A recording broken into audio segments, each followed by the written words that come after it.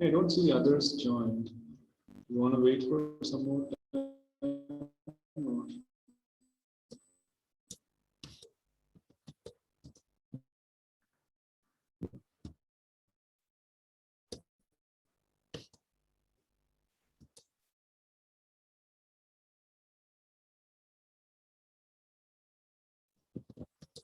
Hey guys, can you call others and do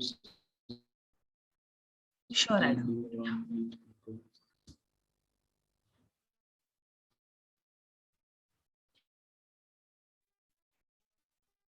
And I'm just asking, I don't see only 8 people. But can you just check with your team members? Yes.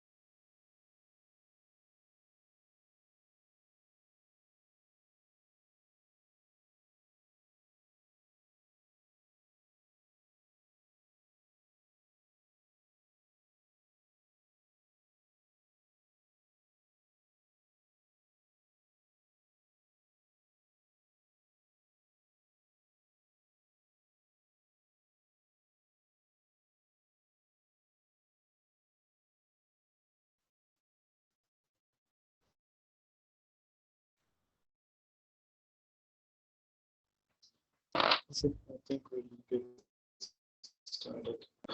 Is the screen visible?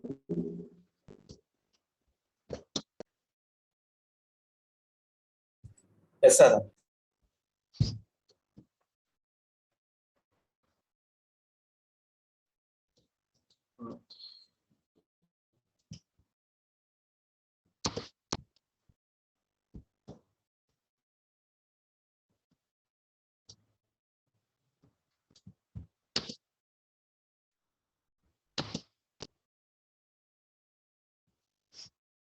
Okay.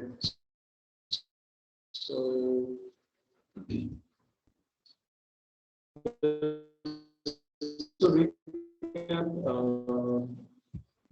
yesterday we were just trying to understand in the pod how do you create a container, because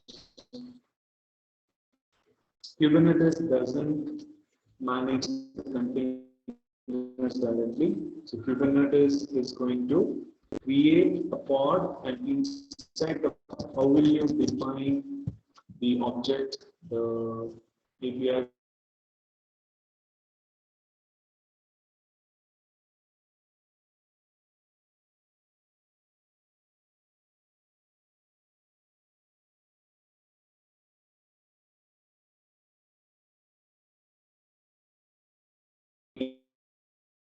to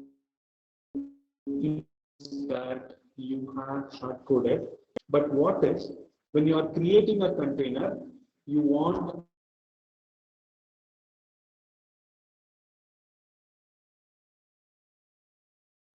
so now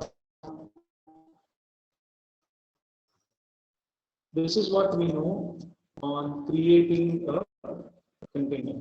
But now, while creating a container during runtime, if you want to set an environment variable and under the container spec, you can see this is one block. So in this example, we are creating one container, and all the keys of that container we are going to put it together. Now, in this, what we learn first is the name of the container, what image to use, and what will be the startup function. But the runtime environment variable, then you need to add a key called env, which will be under the container block. And in that, for this container, environment variable we have to pass. And for every environment variable that you are going to pass, you will have name and a value. So I am just trying to create a variable with name and some value. Adam, your voice is great. Am I audible?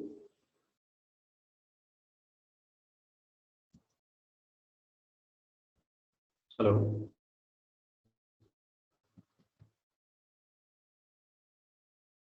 Am I audible?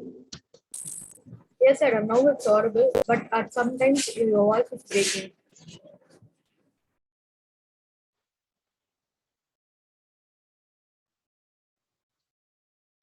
Let me change the network. Let's see. Okay, just change the network. So let me know if this is better. So now I'm audible, right? Yes, yes, sir. Okay.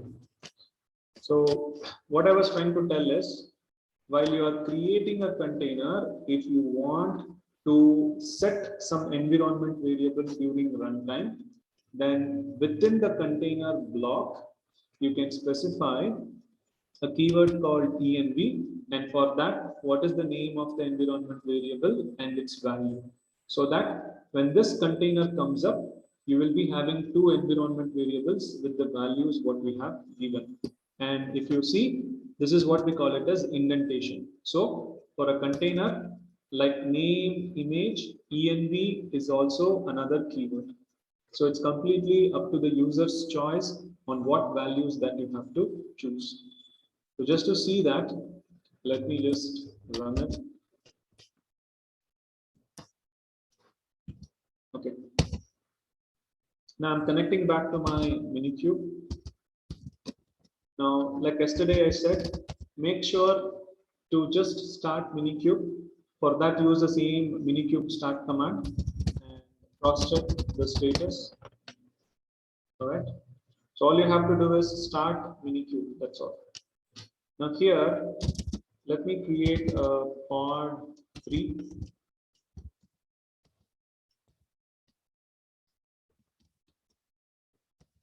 And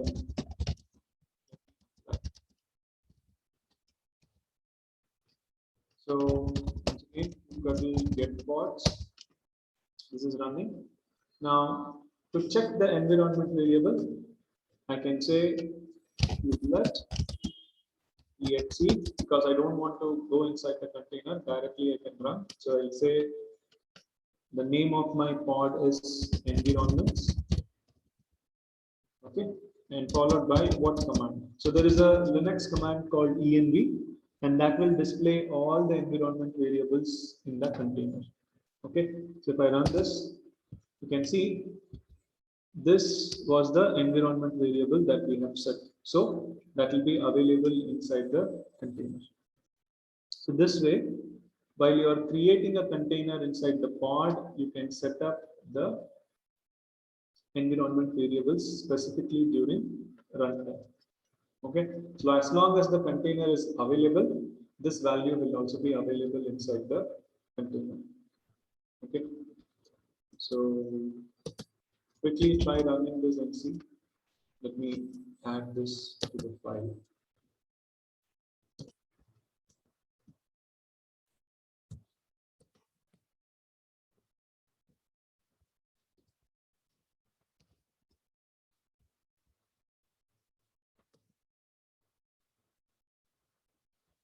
Yeah, just create this container and try running this container and see how you can set. Try to give some other name if you want a different value.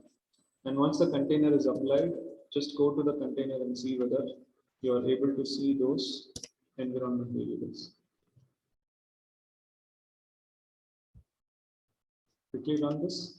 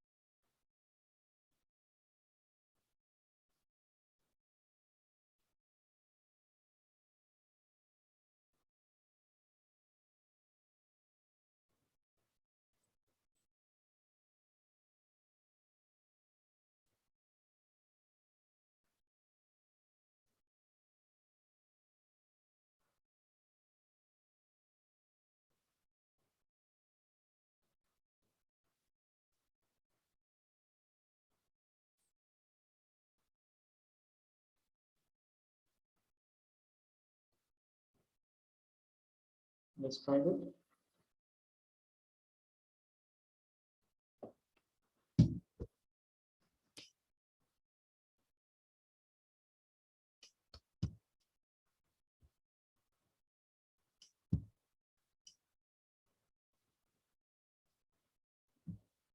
Okay.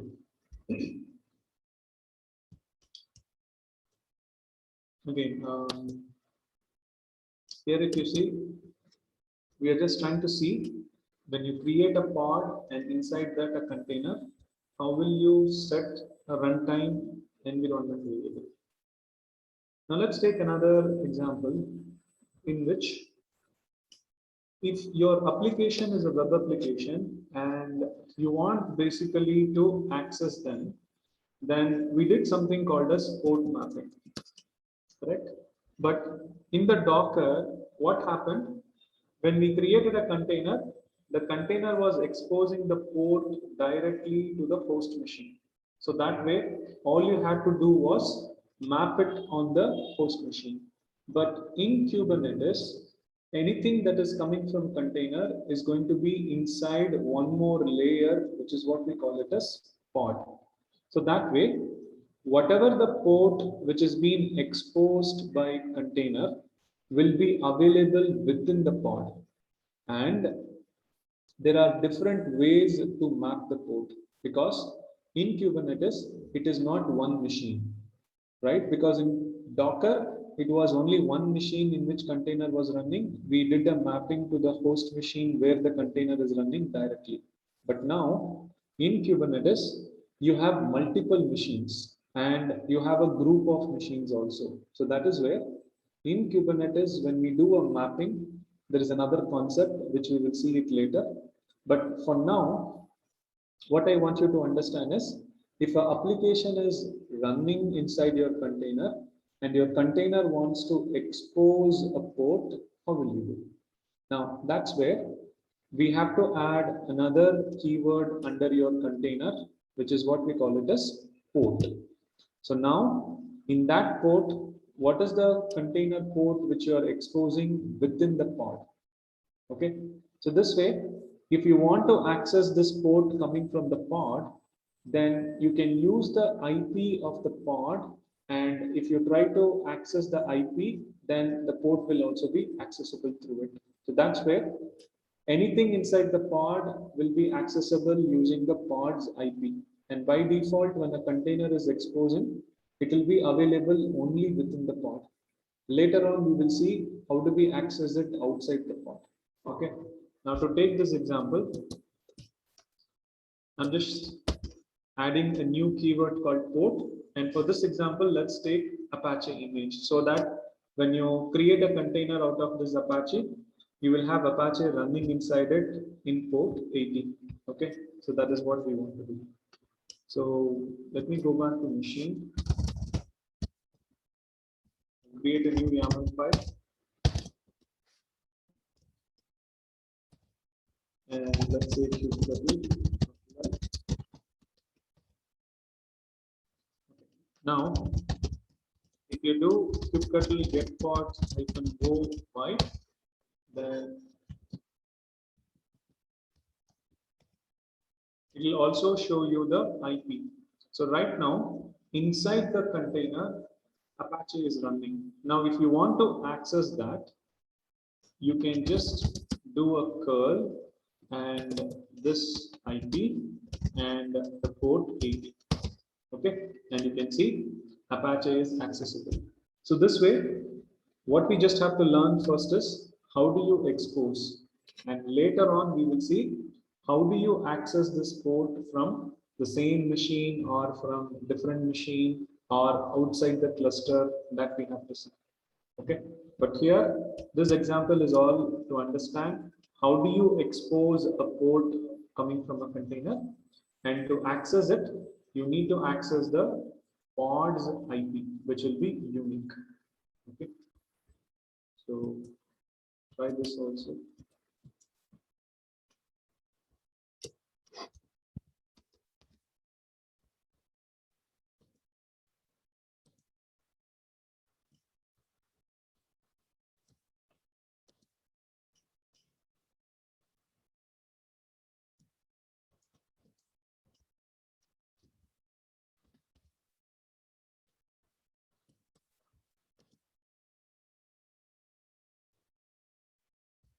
Yeah, take the latest file, try to apply, and once you apply, try to do a kubectl get pod -move wide and the IP, and then just do a curl of that IP colon 80. So from the same machine, you should be able to access Apache. Can you try this?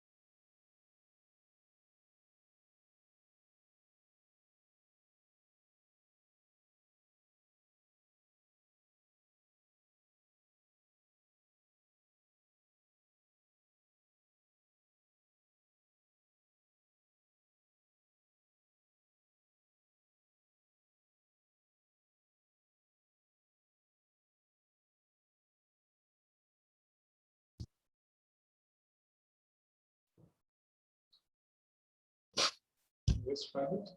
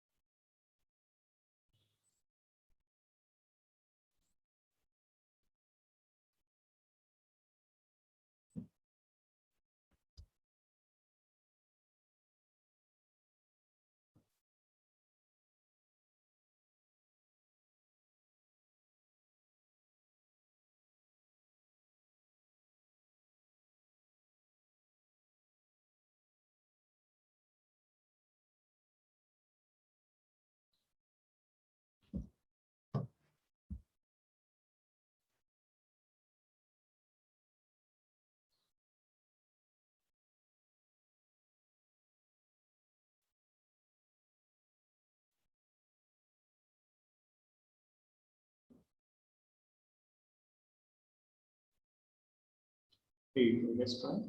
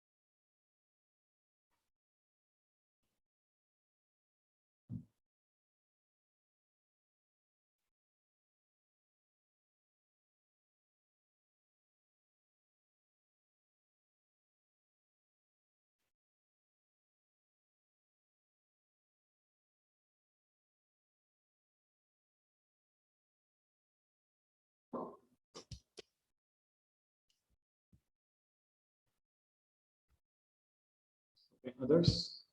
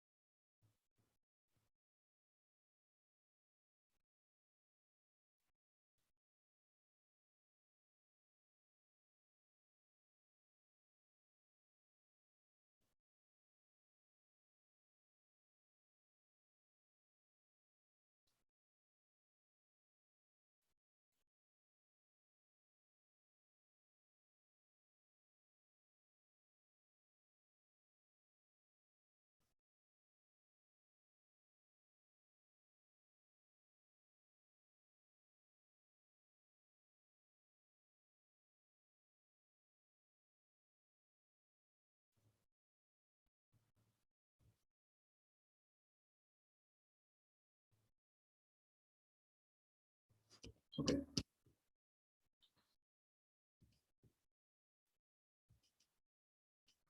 Let's try it.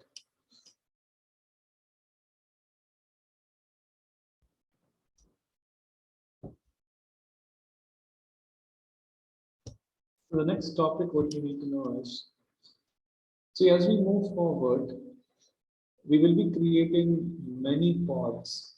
Okay. Now you can have multiple copies of the same pod, wherein you have a similar copy of the container running, or you might also have different pods with different containers inside it. Now, eventually, what will happen? We need to have a unique way to identify all the pods that we have. And not just for identifying, it will be necessary for us to group some pods as we move forward. So, how do we uniquely identify all the pods? That is the question that will come. So that's when, for every pod, whatever that we are going to create, we should also have a concept called label. Okay. So what we can do, for every pod, you can assign a label or a tag name, and using that, we will be able to uniquely identify a single pod or a group of pods. So that way, while creating the pod, you can apply a label, wherein a label is nothing but a key and a value. And later on, if you want to access or search or list, what we can do is, using this label name, we will be able to uniquely identify a single or a group of pods or objects. And this applies not just to pod. As we move forward, you can apply this to any of the object. Okay. So in Kubernetes, to identify an object, you can have a unique label on it. And the lowest or the smallest object that we are seeing now is pod. So that way, let's start with pod, but as we move forward, remember, you can apply a label to any other objects also. So how do you apply a label? So if you want to apply a label, so pretty much while you are creating the container, what you can do, or creating the pod, under the metadata, okay, so you can have a tag called as label, and under that you can give a key and a value, wherein this will become the name of the label and this will become the value for the label. And I'll show you how do we select this in a unique way. But you can have more or any number of labels that you want. So under the metadata of your object or pod, you're going to give a keyword called label and add all the labels. So in this example, I have 2 labels to uniquely identify this pod. Okay. Now let's try running this.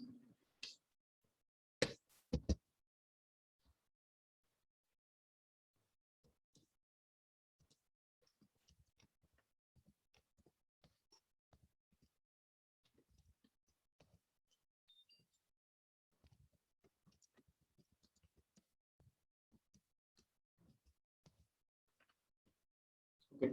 So if you say kubectl get pods, you should see that there is a pod running. Okay.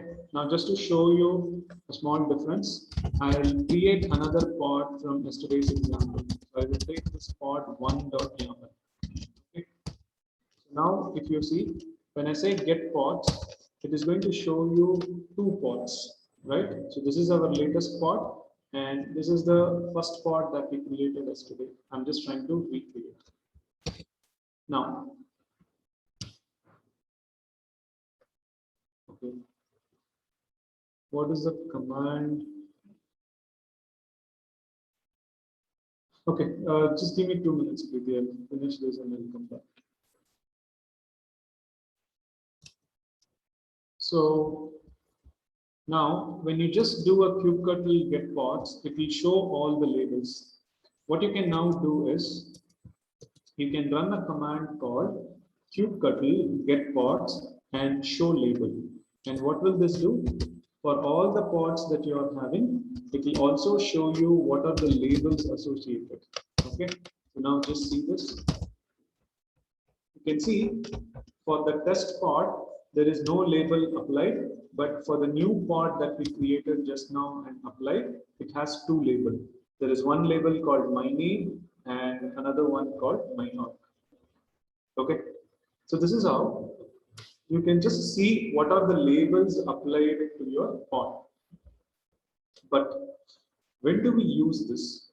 Now that's where the selection comes, because whenever you say label, you apply label. But why do you need the label? To select the pod. Now what do you mean by select? Now for whatever the kubectl commands that you are running, it will always show you everything. Wherein instead of selecting all the pods or all the objects, you can use a selector and match only that particular pod which has the label name what you want. Now, in the same example, if I say kubectl get pods, it is showing me both of them. Now, what I can do, instead of showing all the pods, I can use a selector, which is where you can add -l, which represents selector, and you are selecting a label. And I'm saying, give me only those pods where there is a label called my name and the value of that is added. And now watch what is the difference in the output. It doesn't show you both the pods. So it's trying to show you only this pod which has your match of the label. So this is what we call it as selector. Same way, now I can also select in the reverse. Now watch this. Instead of saying equal to, if I say not equal to, then it shows me the other pod, because there is a pod in which there is no label called my name and the value of that is not equal to Adam. So that way, this is the pod which is matching. So that's how, by using a selector, you can list exactly what pod that you are interested to see. Okay, and it's not just for the get pods. You can apply this label for almost all the commands that you want to use in kubectl. Now, I'll show you another example. Now, before that, what we can do is, suppose if you want to apply a new label. Now, one way that you can do is, you can do it declaratively, which is nothing but you edit the YAML file and then you apply. If not, from the command prompt, if you use kubectl label, it will apply. For that, you will say kubectl label. Where do you want to apply the label? Which is on a pod, which is the object. And then what is the name of the object? And then what is the label that you want to apply? Now, just to show you here. Now, I have only two labels, right? Let me add a third label. So I'll just say kubectl. The command is label. The object type is pod. And what is the name? So the name of our pod is label pod. And then you have to give the label that you want to apply. For that, you are just going to say the label name and the value. So here, just to show you, I'll have another, okay, called test. So now if I go back and say show labels,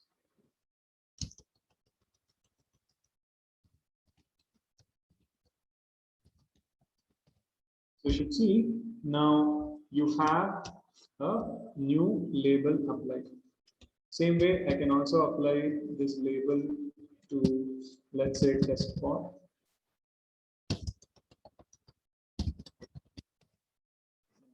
Now you can see this also has a label. So now the same selection. Now if I say kubectl get pods, and I will say label, and this time if I say get me those pods which has a label called env and the value of that is test, then it will be showing me both of them.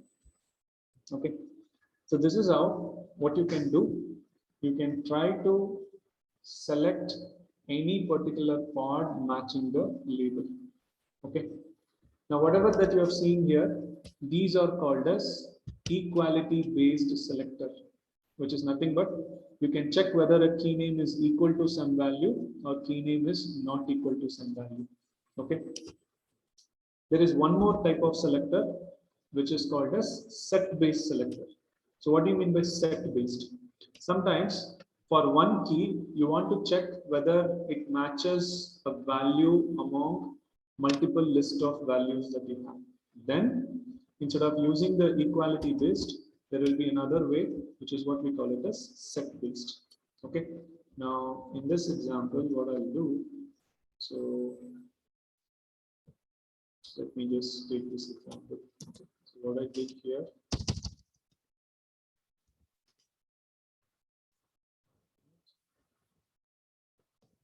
let me take this example. Now, what this is going to do, I'm trying to say, get me the list of pods where it has a key called as my name, and the value of the key is either Adam or a student. So whatever matches, it will give me all those pods. So if I come back here, if I run, so you can see there is only one pod in which there is a label called my name, and that has a value of either Adam or student. So this is what we call it as set based. This is equality based. Same way here, instead of equal to, not equal to, same way instead of having matching the values in it, you can also say match the values not in that. So then what will happen? It will be giving all those which doesn't match. So that way, similar to equal to, not equal to, in the set based, you can also refer, is that a label available in this value or whether there is a label which doesn't have a value in this. So based on that, it will return. And finally, now when you want to delete a pod, right, you can also delete a pod instead of using the YAML. So one method what we saw was we will say kubectl delete -f. Now what if, an example here, I want to delete both the pods. Okay. Now here.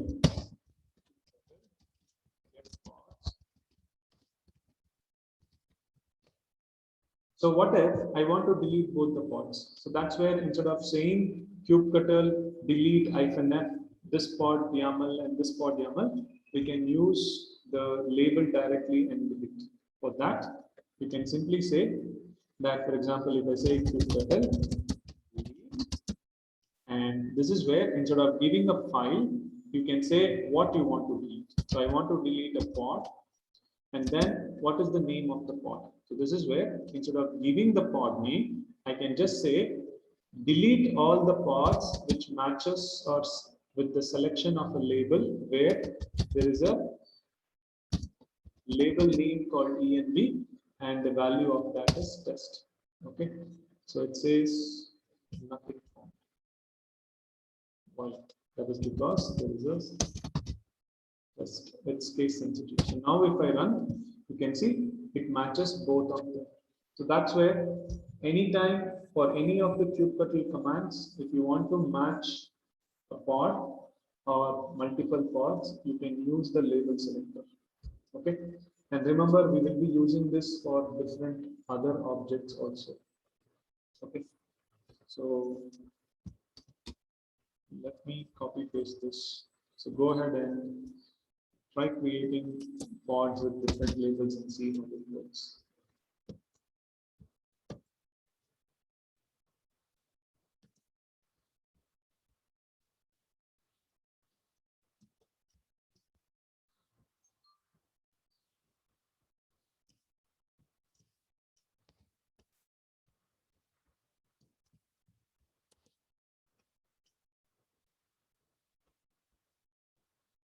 Try running it and see how you can select a label, how you can add a label, how you can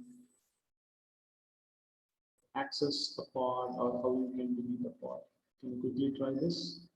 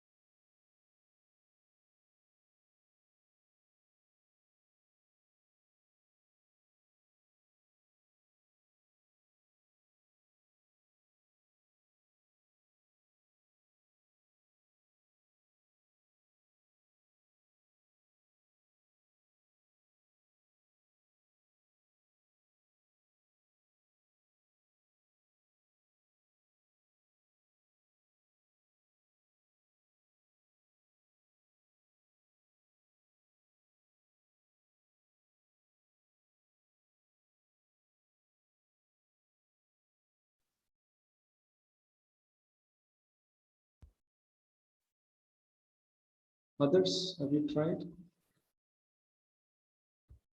Any issues?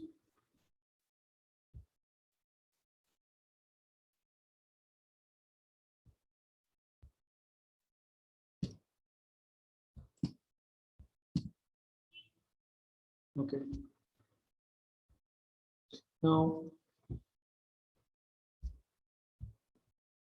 so when you try to do a kubectl apply, what happens is Kubernetes will check for all the machines that is available, and in that machine, wherever it matches your requirement or the spec, it will create the pod there.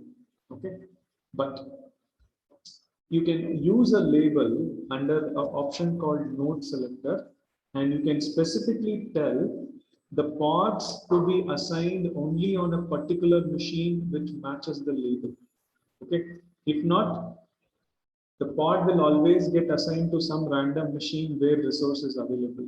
But if you have a requirement where you want to tell Kubernetes to exactly create the pod only on a machine which has a label, then you can use node selector. So this way, your nodes also act as a object, and you can apply a label to the node. And while Kubernetes is creating the pod, rather than creating it random, you can say go to only those machines which has a label.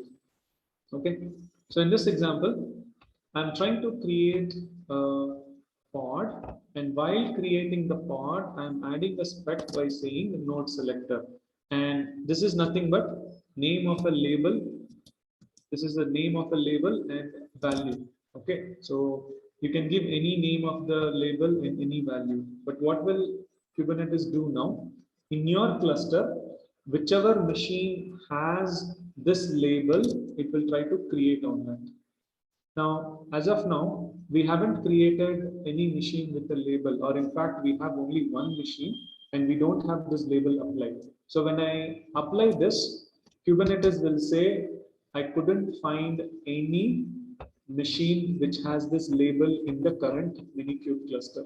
Okay, just to see that.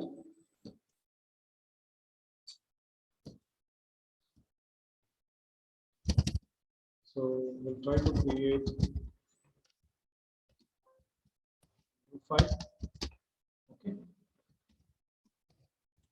Say kubectl apply.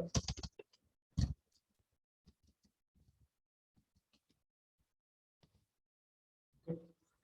And now here, if you say, it will show that it is pending, because if you do a kubectl describe pod and the pod name.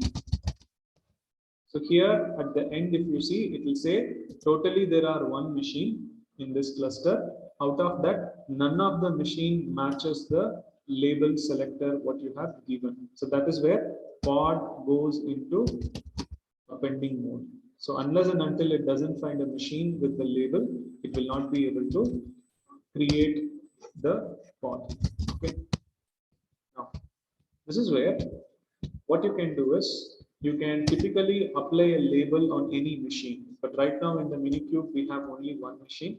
So what we can do, you can simply take this and we can say kubectl label, and what is the name of your machine in which you want to apply the label, followed by the name of the label and its value. So right now here, if you say kubectl get nodes, this is the name of the machine. Okay, so if I want to apply on this, then I can just replace this and apply. So now when I run this command, we are going to apply a label on the machine, and as soon as the label is applied, we can see the pod will get assigned to it. Okay, and if you do a kubectl get pods, you can see it is creating, because you will describe and see now. Earlier it was saying no machine, but now it assigned the pod to a machine which has the label.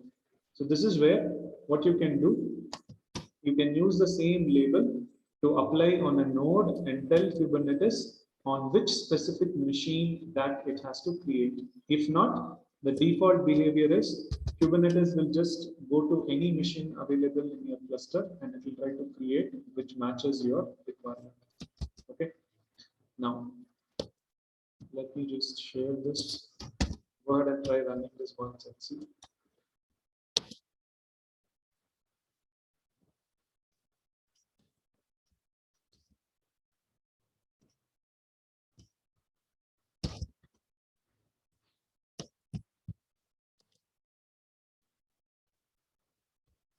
Just try running, see how it picks up.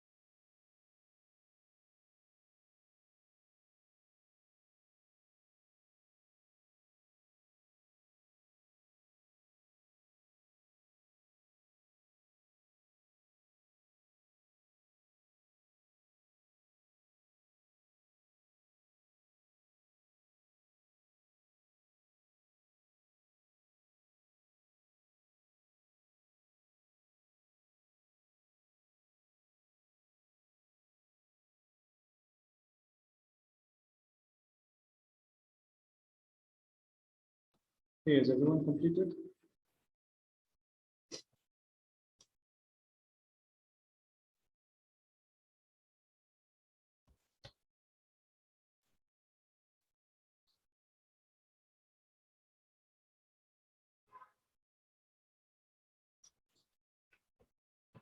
Hello?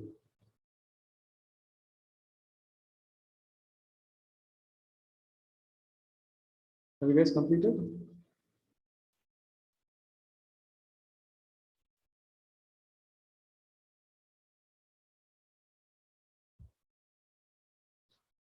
Okay, I don't see any response. Yeah, if you want to take a break for 10 minutes for those who have completed, if not, let me know if there's a problem. Take a break if you have completed.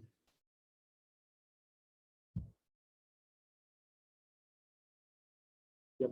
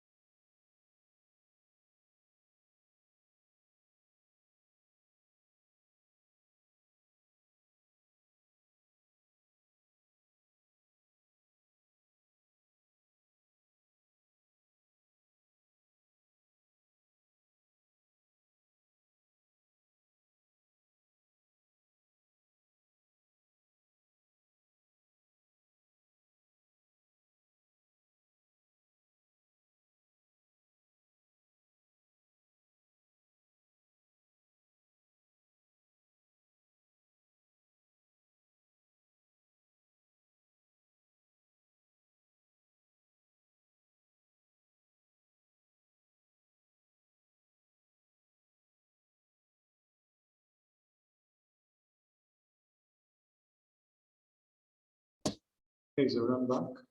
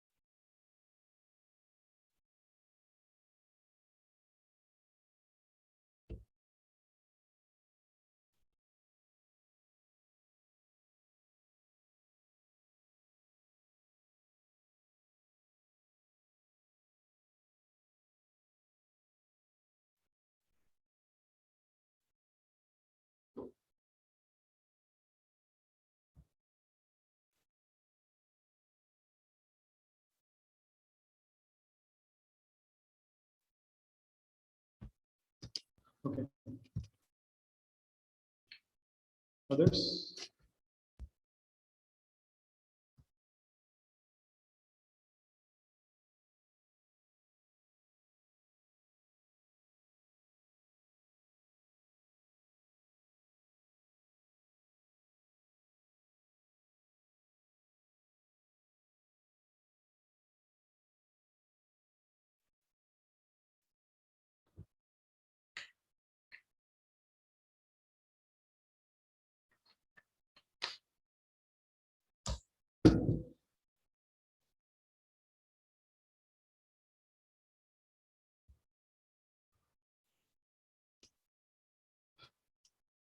Okay.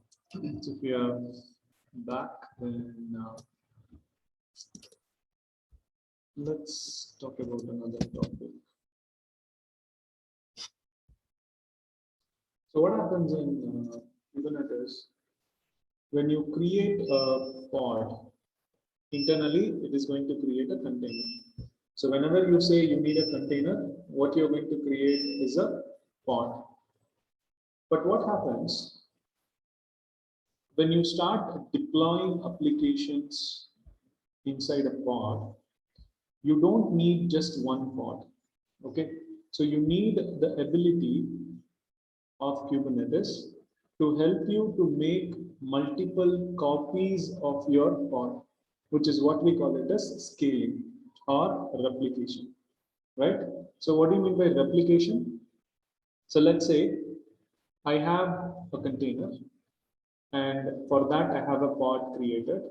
Now suddenly I want to increase the number of instances or the number of applications or the pod, then I should be able to get exactly the same copy of the pod, wherein I don't have to once again define a new YAML file and new object, but it is the same object which we are trying to replicate.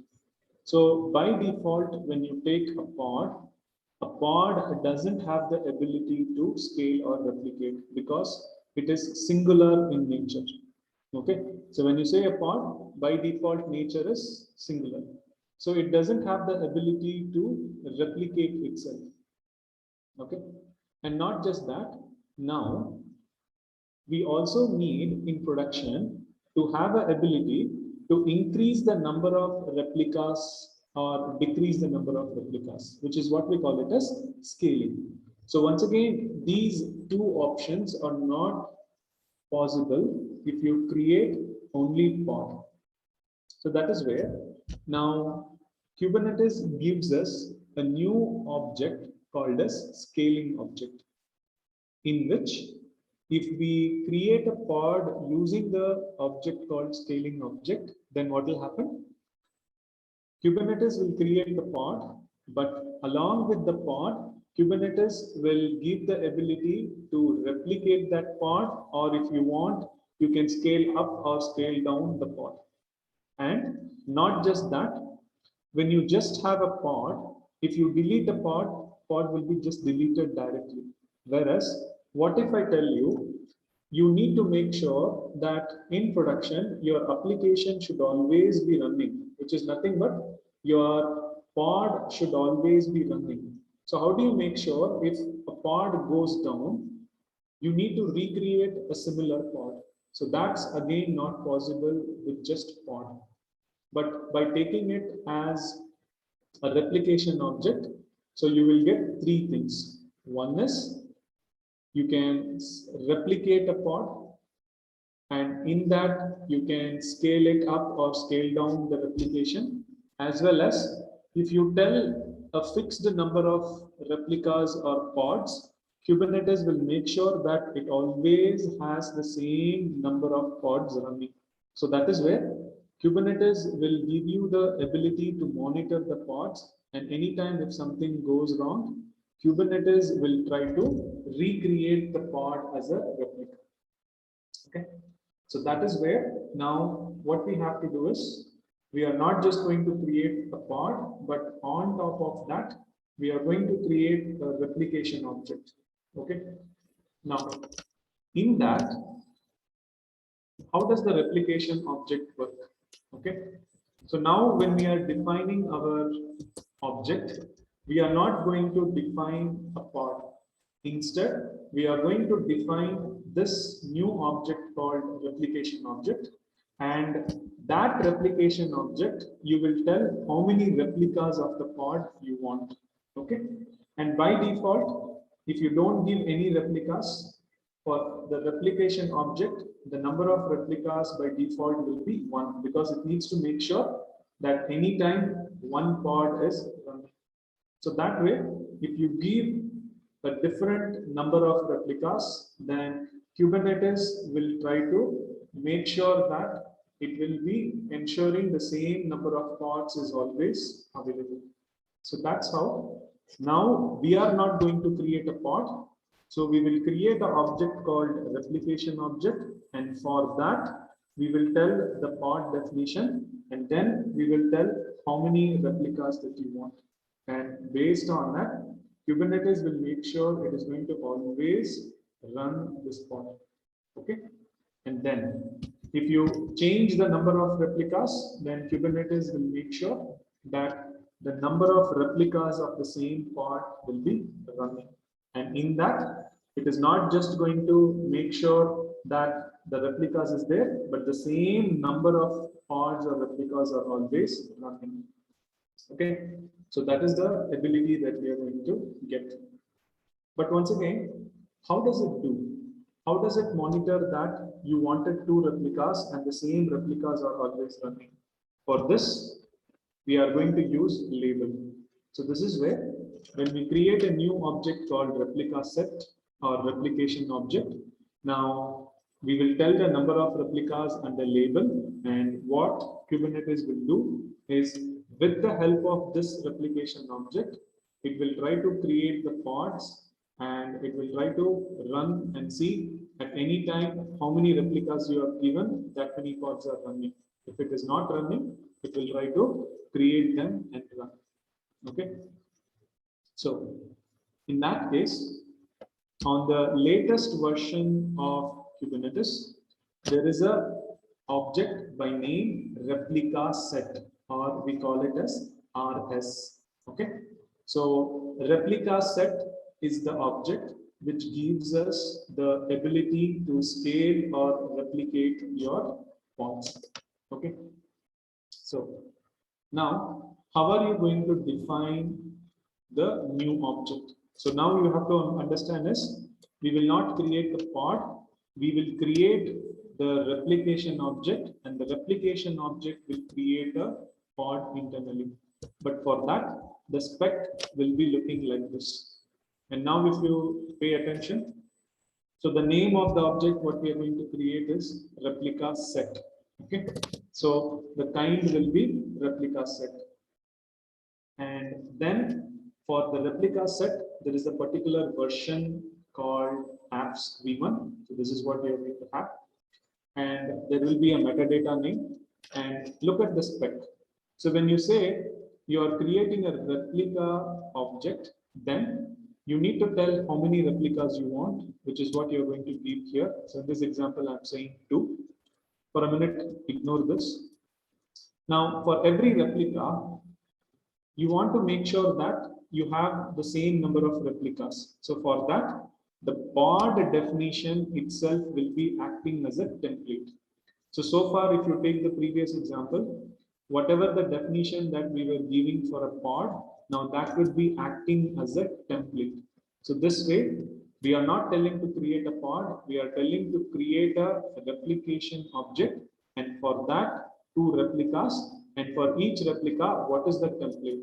So this is where anytime if 2 replicas are not there, it is going to use this template and it will create 2 pods. Okay. But how does it know whether these 2 pods are running or not?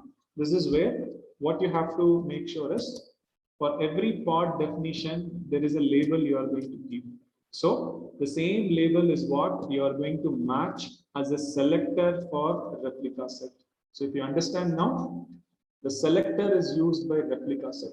So replica set will first use this template and create 2 pods, and it will try to take this selector and always match whether this label returns me 2 replicas. And if that is not there, what it has to do, it will try to create 2 replicas using this template. Okay. So that is how Kubernetes, with the help of replica set, we will be able to make sure you always have a fixed number of replicas running, and not just that, you can scale up or scale down. Okay, which I'll show you. But before that, let's try to run and see how we are going to get the ability to replicate. And for any chance, if a pod is deleted, Kubernetes will recreate to make sure the same number of replicas are available. Okay, but remember, this time we are not creating the pod. We are creating this object, and this object is going to create pod to make sure that you have the same replicas. Okay, so for that, let me create a file called rs, which represents replica set. Here, what I'll do now, watch this first. So there is no pods, and at the same time, when you create this object called replica set, you will get a new object. Now that is where, if you want to see what are the replica set objects available, you can use kubectl get rs. So as of now, nothing is there. What we can do, you can say kubectl like f and set. Okay, so now it says it has created, but watch when you say kubectl get rs. Okay, so now there is one replica set object which has 2 replicas in it. So these are nothing but the pods. And now if you go and say kubectl get pods, you should see that it has created pods, and that's where you can see the name of the pod starts with the replica set object name or the parent object name, followed by some random name which it gives, so that we will know that these 2 pods are managed by this particular replica set. Okay. Now watch it carefully. Now I have not told to create 2 pods. We have told I need a object called replica set with 2 pods, and that is what is created. And anytime if I try to delete this pod directly, okay, so if I say kubectl delete and any one of the pod, now pod gets deleted, but as soon as this object keeps monitoring, it has 2 replicas, so it will find out that there is only 1 replica. So because of that, it will try to create a new replica, and for that, whatever the template that we have given in the definition of the YAML file, it will take that again and it will recreate a new replica. So that is how anytime this replica set object will make sure we have the same number of replicas available. Okay, and watch this now. So this pod got deleted, but it got replaced with a new pod because the replica set object is going to manage anytime you have the same pod. And if I want to scale it, then all I have to do is go back to my YAML file or the object file. So here, now see, let me scale up. Scale up means let me go ahead and increase the number. So here what I'll do, instead of 2 replicas, just to show you, I'll make it as 3. And if I do kubectl apply,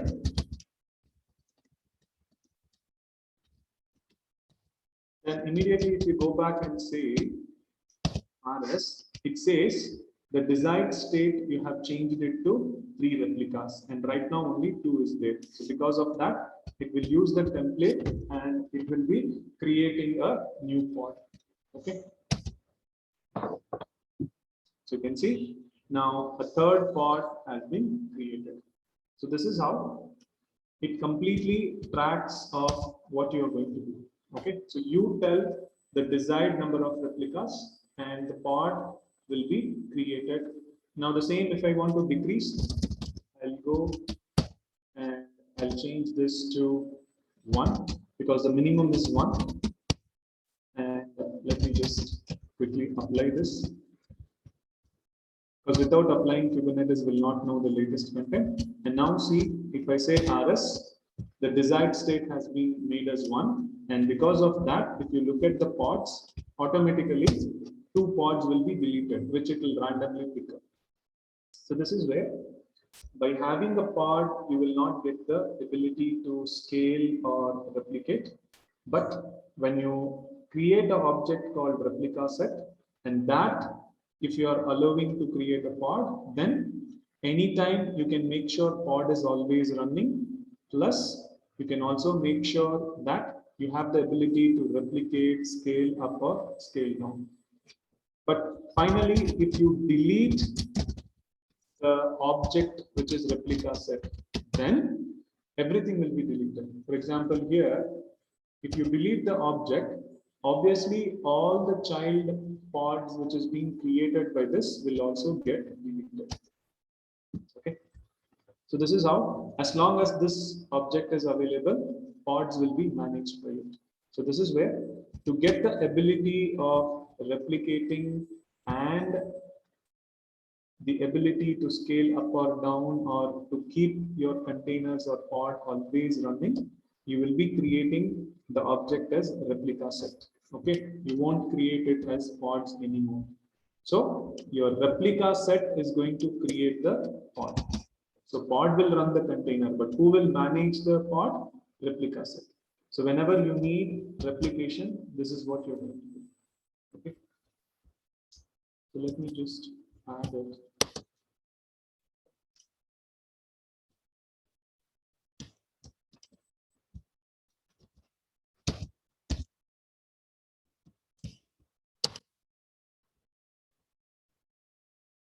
Go ahead and try this. Create and see how replica set creates the pod. Delete a pod and see how replica set recreates the pod. And at the same time, try to scale up and down and delete the object itself and see how it is working. Try.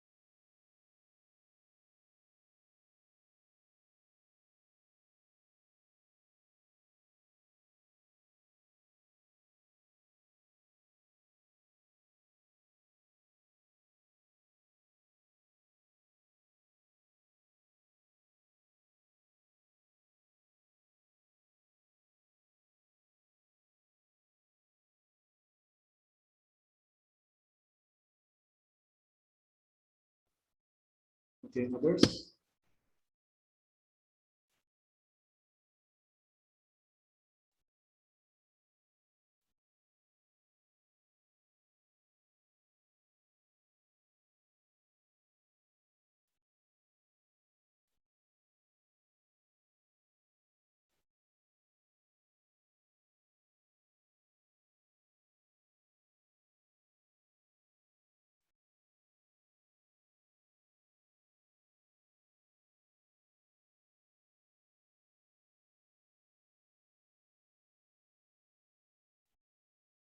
Let me know.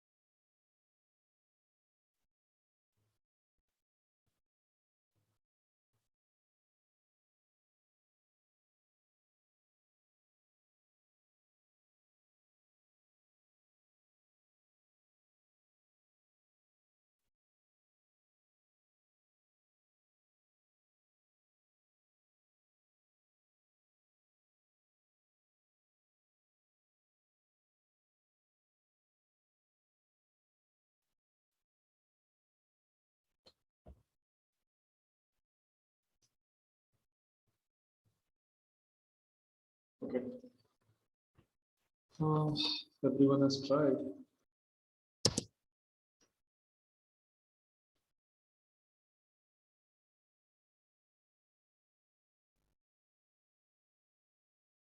Okay. So now if you know that if you want a pod to scale or to replicate, so what you're going to do is you're going to create an object called replica set, and that you define what is the template of your pod, and that will take care of your pod creation and scaling and replication, right? Now we have another object called deployments. Okay. So what is that we are going to do with this deployment object? Now what will happen when you're actually doing an application deployment? Okay, wherein you take a pod, and for that what container you want to run, which image to take, all those things you will define, so that whether it is for testing or production, you will try to access the container or the pod. But just by having the ability to scale or replicate, it is not sufficient for us, because what will happen now is when you go to production environment, we need another ability wherein you can roll back. So what I'm saying is, now let's say for example, you built an image which has some build 100, okay, and you wanted to create 2 replicas of it.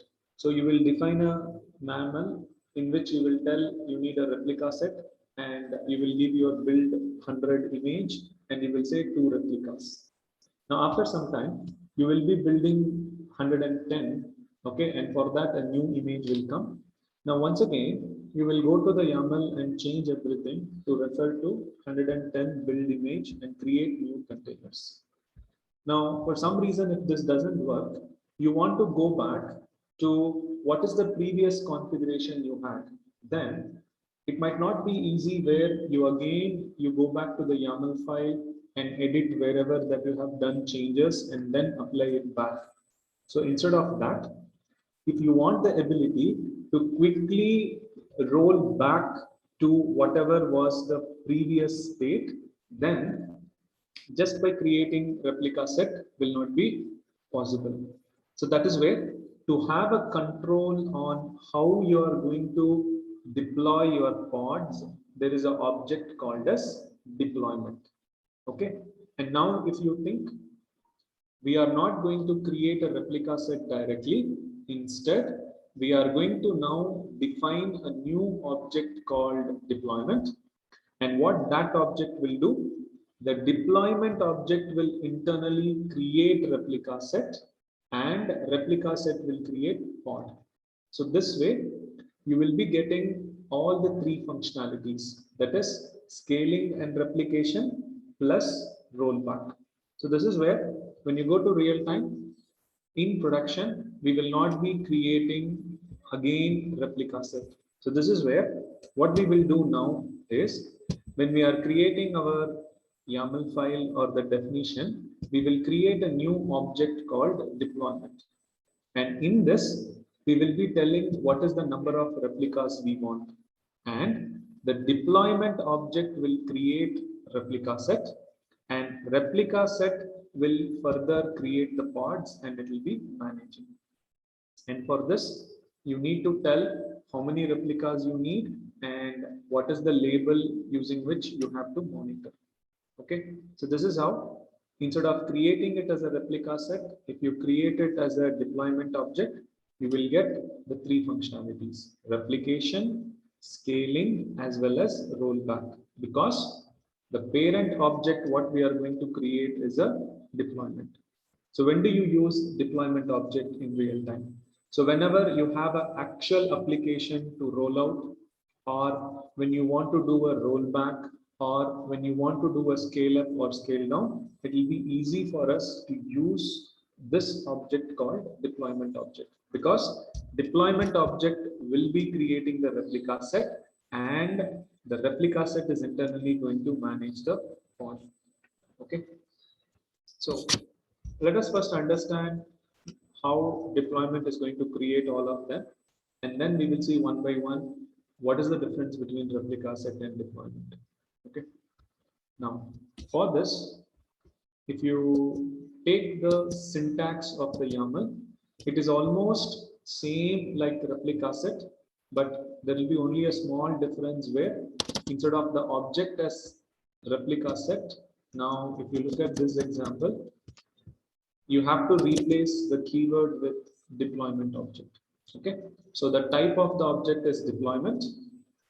The API version is the same because deployment object is going to create a replica set.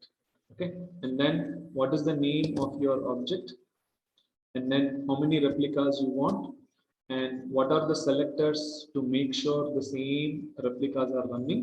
That is what is the match label that we have given. And then for creating the replica, what is the pod template, which is what we have seen. So now what will happen when you create this object as deployment, you will be able to see deployment object will create replica set, and replica set will create the new pods. And in that, it will try to use this pod template and ensure always the pods are available. Okay. Now, to cross check all those, let's do one by one. Let me create a file called deploy.yaml. Now, this is where kubectl get pod, there is nothing. Kubectl get rs, nothing. And now, since you are going to create a new object called deployment, you can search for a keyword called kubectl get deploy, and this will show you all the deployment objects. So nothing is available. Now, when I say kubectl apply this YAML, so now you can see it is not creating a pod, it is creating a deployment object. So now if I say kubectl get deploy, you can see this object is going to maintain 2 replicas of your pod. But for this, it is going to manage by first creating a replica set, and that replica set will have 2 pods. So to see this further, if you say kubectl describe deployment object name, because the describe command, how does it work? What is the command? What is the type of object? The name of the object. So kubectl describe, the type is deployment, and the name of the object is my deployment. So you can see that this is the definition wherein internally it has created a replica set with this name. Okay. Now, if you want to see that also, you can just do kubectl get deploy. Now, if you say kubectl get rs, you can see with the name of the parent, it has created a replica set. And this, if you go and see, you will be able to see that 2 pods are there. And look at the naming convention. Since you created deployment object, the name of the replica set is your parent object hyphen some name. And who is creating this pod? This replica set. So that's where it is the parent object and your replica object and the pod. So that's how the naming convention will be, so that you know who is controlling this. And you will have all the default behavior of replica set. For example, if I delete this, it will recreate a new pod because we have 2 replicas. But remember, we are not modifying anything directly. It is with the help of the new object, wherein in addition to this, it will also give you the rollback option, which I'll show. But first, let's see the basic behavior of how the replica set is going to work. So if I delete the pod, it should recreate a new pod because there are 2 replicas that we have defined.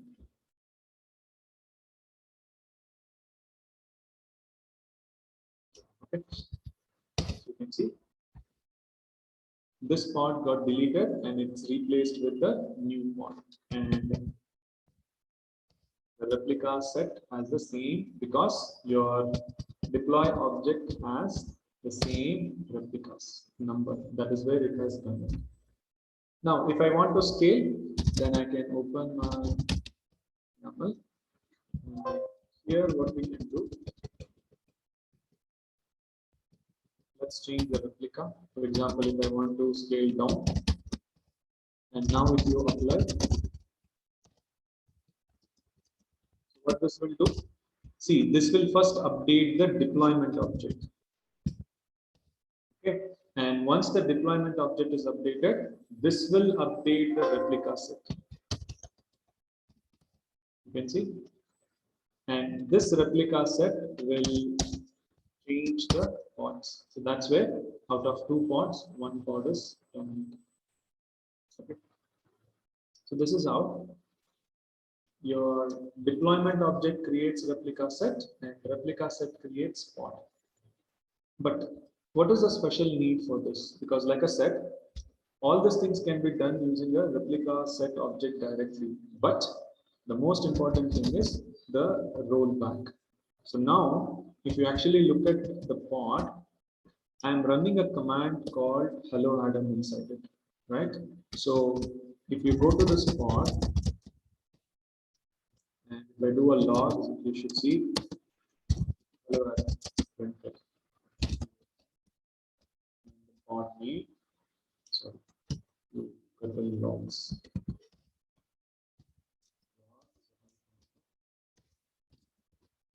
You can see it's printing this.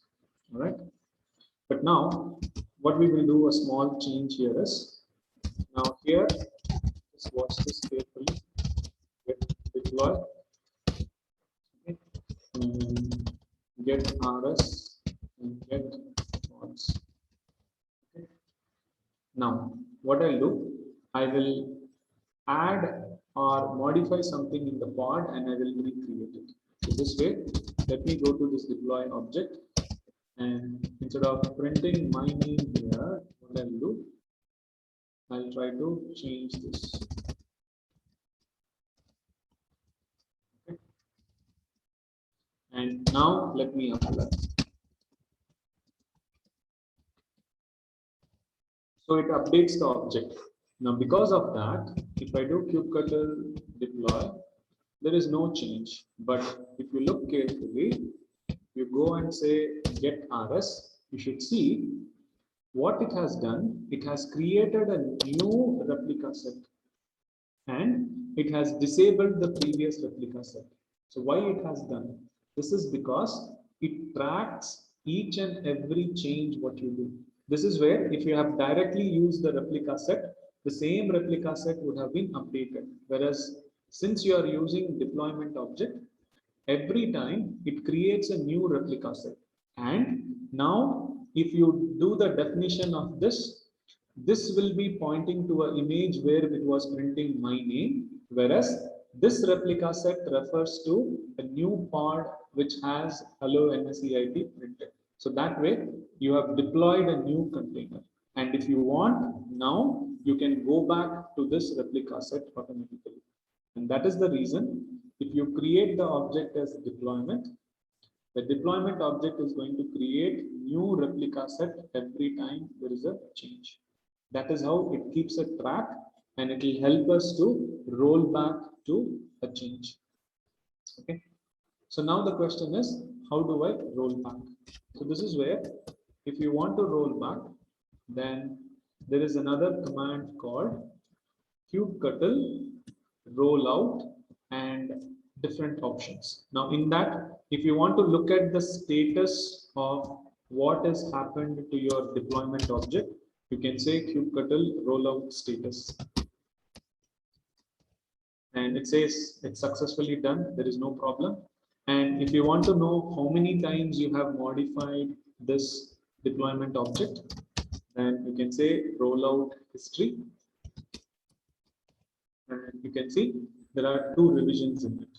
That is, first time we had a print statement with my name, then we changed it and we printed hello NSIT. So there are 2 revisions. And now, whenever there is a problem, and if you want to roll back to a previous version, then instead of you modifying the YAML, you can just switch the version. Here, version 1 refers this particular replica set. Version 2 represents this. Now, if I want to roll back, I can either say kubectl rollout, undo, and the object name, and to which version you want to do. So this way, exactly what will the deployment object do? Deployment object will stop the pods from the current replica set, and it will enable the replica set of the revision what you have given. Suppose if you don't give any revision number, the immediate one it will take. Okay. Now just to show you, currently what is running, kubectl logs I can have, and let's say the pods. So there are new pods running. Suppose if I take kubectl logs, you can see the new one, it is printing hello NSIT, right? And get RS. That is because of this new one. And here, say pod, there is a pod with respect to this replica set. And let's roll back and see how easy it is. So this is where I will use the kubectl rollout undo and tell the object. So if I do not give a revision, it will take me to the immediate previous revision, which is nothing but now you see I do the same kubectl rs, and do you see the current one got replaced with the new one.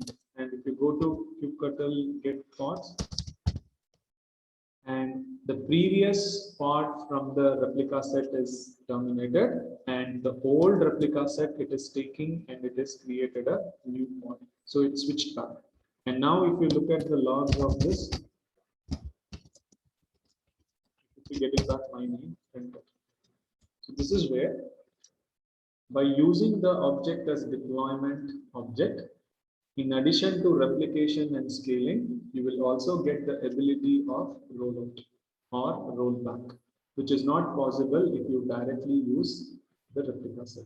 So this is where now, when you create a deployment object, that will create a replica set, and the replica set will create a pod. So this way, from the replica set, you will get the ability to scale and replicate the pods. At the same time, using the deployment object, you will be able to roll back to any instance.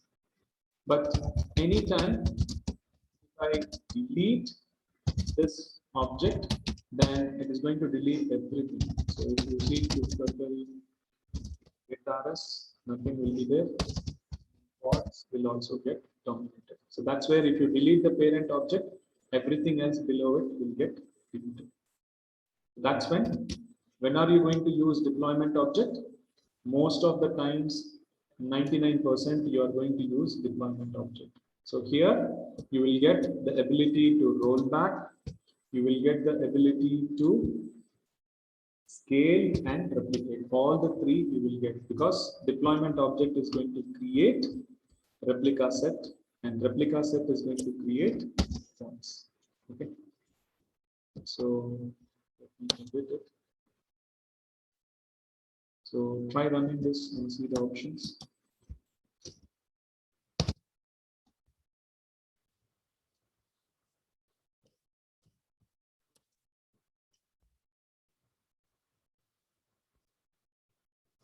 Try that.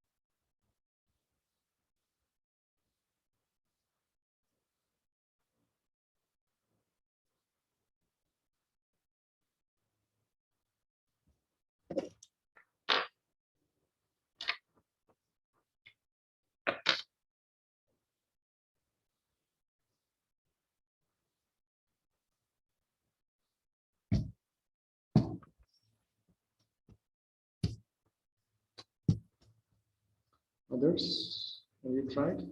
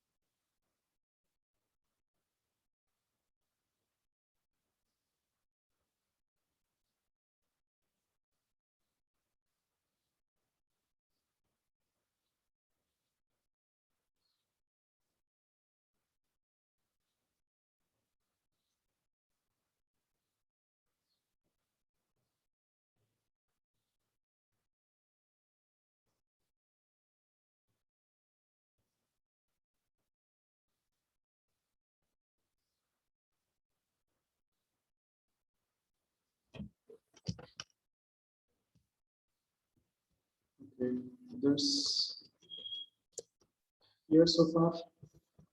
Any questions or doubts on what is a pod, what is a replica set, what is the deployment object?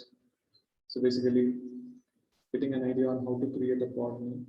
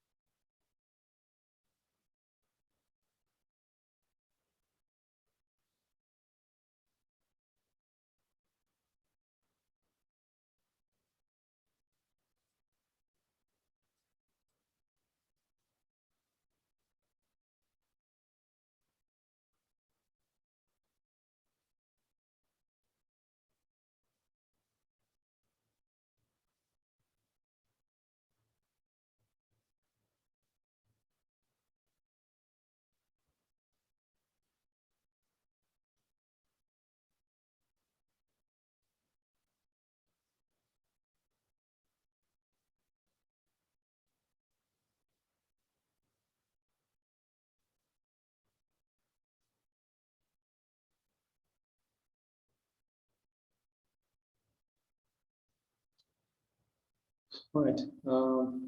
If there's no questions, then let me stop it now. Okay. So go through this so that, like I said again, we just have 2 days left, and we'll try to cover up all the remaining objects that we have, and then let's see a project where how you're going to take your image, whatever we created using the pipeline, and deploy it inside a Kubernetes container or inside a Kubernetes cluster, right? Sure. Thanks, guys. If there's no question, I'll talk to you on Monday. And yeah, happy Ganesh Chaturthi. Have a good weekend. Thank you. One Thanks. Sorry? Thanks. Yep, thank you. Thanks. Have a good day.